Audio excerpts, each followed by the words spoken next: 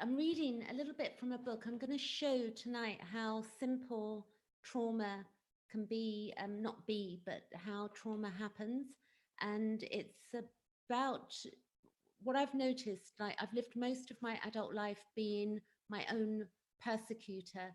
What happens is when people have been through childhood trauma, it means that there will be lots of disassociation that goes on through one's adult life and in teenage years. And the reason is that we don't understand what's going on. So if you think that a little baby, like we come in, we're babies, we are very much right brain. And I've been reading a book called Trauma and the Soul by Donald Cowshed, who is a Jungian therapist. And that's to do with Carl Jung, Gustav Jung's work. And it's about how we become whole. And if we don't have the knowledge and we don't have the psychoeducation and we don't go and have therapy, then it means that our childhood trauma plays out our entire adult lives. We get into codependent relationships. We disassociate through maybe the drugs, alcohol, shopping, overeating, undereating, nightmares. There can be so many different problems through childhood trauma, and a lot of it's overlooked. So a lot of people will understand what PTSD is. You'll know that, maybe if you're watching this, that PTSD is something where maybe somebody goes to war, or they're in a bad accident, or something terrible happens, they lose a partner. And that's recognized, that those events are recognized to be very disturbing to the body and the mind and the brain. And it means these people need to have help to work on themselves to help that issue that they have.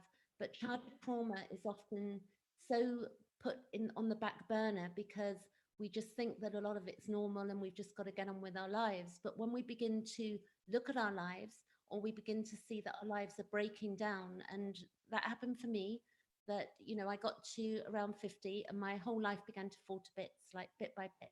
I was in a lot of anxiety, I was in extreme emotional pain, I was suffering from a lot of guilt and shame, and I'd never been able to discuss my trauma with my family because clearly they couldn't handle it and it was too painful for them to address. So that meant that I became very much a loner, and I would sit on my own at night, for 10 years running a successful business in the service industry, employing over 50 people and making quite a lot of money. And it just it wasn't bringing me joy or happiness. I was making that money and buying a bottle and a half of wine I'd go through each night, and 40 cigarettes a night. And it was very soul destroying for me. And I didn't understand that I had complex PTSD, which is not a disorder, but more of a reaction to events that have not been dealt with. So the whole idea is that we become whole. And the point of this book is that I'm reading, called Donald Cowshed, The Trauma and the Soul, is that in order to become whole, we have to integrate the lost parts of ourselves.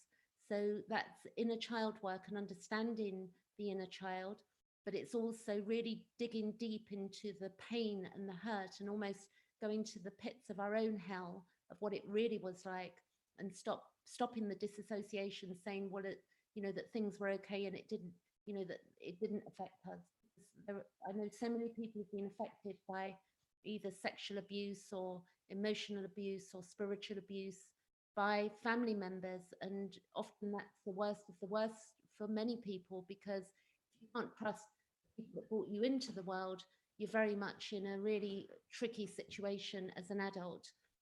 And the little bit of the book I'm going to read right now, this is the book. It's called Trauma and the Soul. It's a heavy book. The book that I've been referring to in the past is a book by Pete Walker, which is to do with complex PTSD, which is the map out of, the trauma and the pain, which is a whole different ball game. This book is where I've gone deeper into my own abyss and to really explore.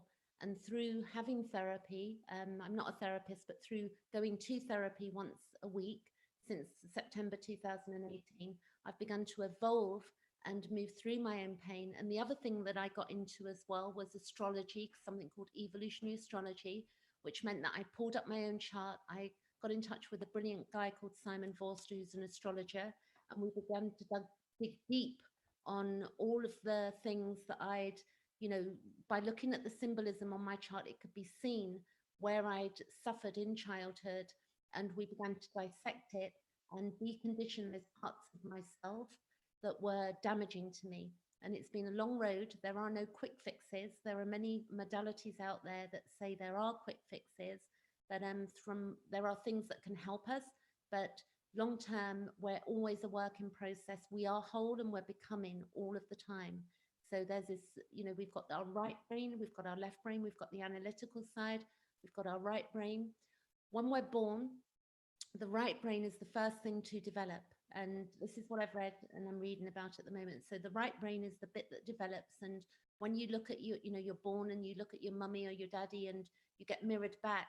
Now, if you imagine you don't get mirrored back love, but what you get or you're not appreciated, it means that there will be a split in you, because it's normal for a baby to get the eye contact and the touch and all of the needs met, like the beauty of being a little baby.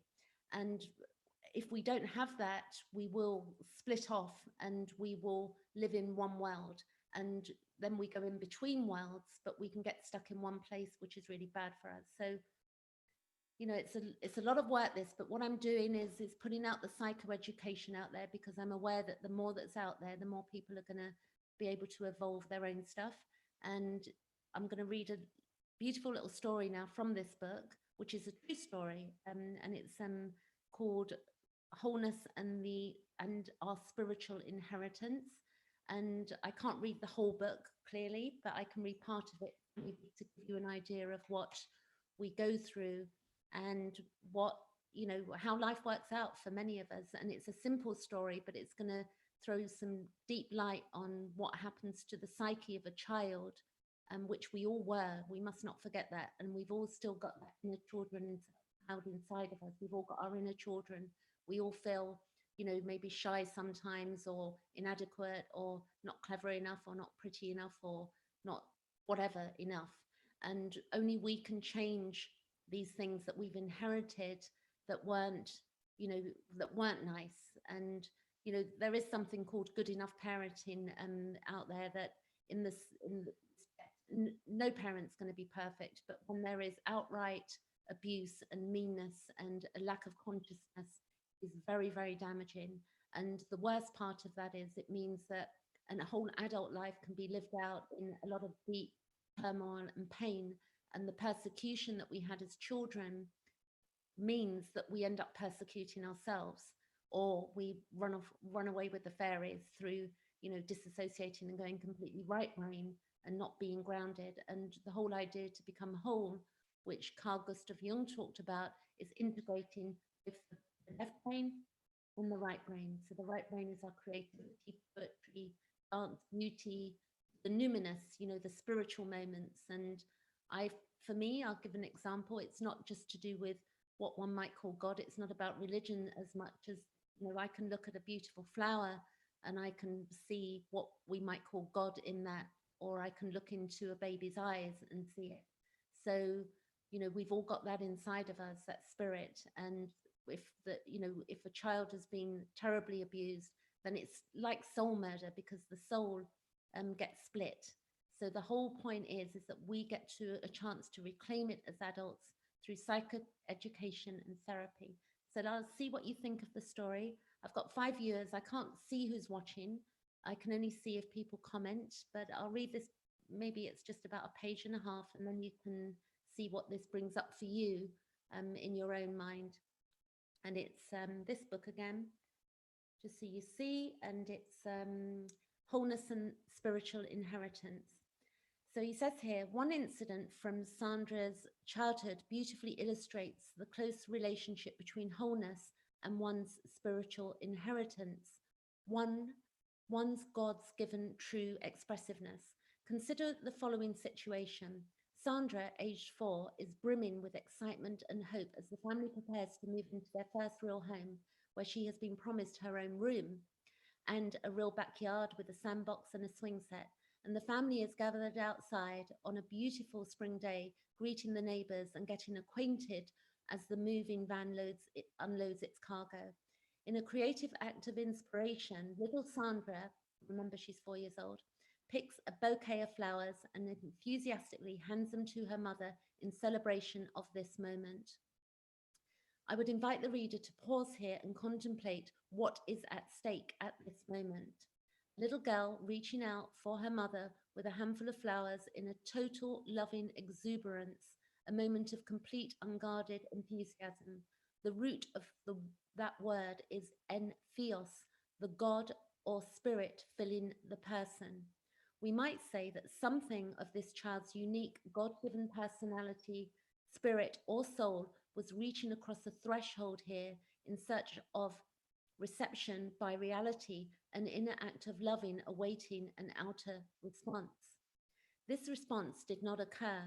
Sandra's gesture was not met. Her spirit in this moment could not therefore incarnate and could not become real. Her mother looked down at the flowers, then quickly at the neighbour's yard, and then anxiously scolded her daughter. No, no, Sandra, what's the matter with you? How could you? You picked those flowers from Mrs. Smith's garden. Now you go and apologize to her.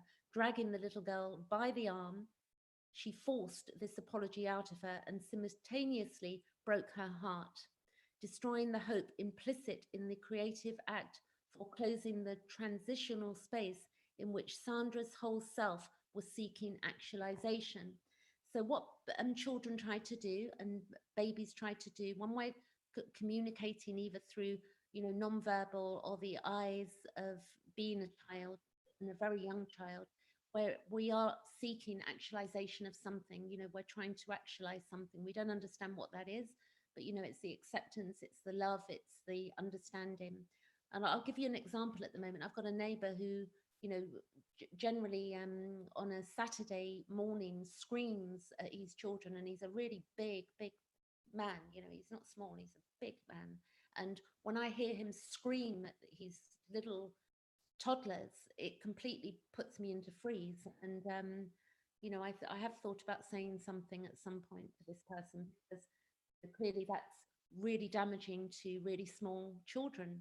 And we have to realize our power as adults to not only heal ourselves and look at these matters deeply of what has happened for us, but also, to make the world a better place for the children coming in.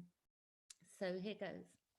Reading on, he says, experiences of this kind are not uncommon in childhood and need not be traumatic.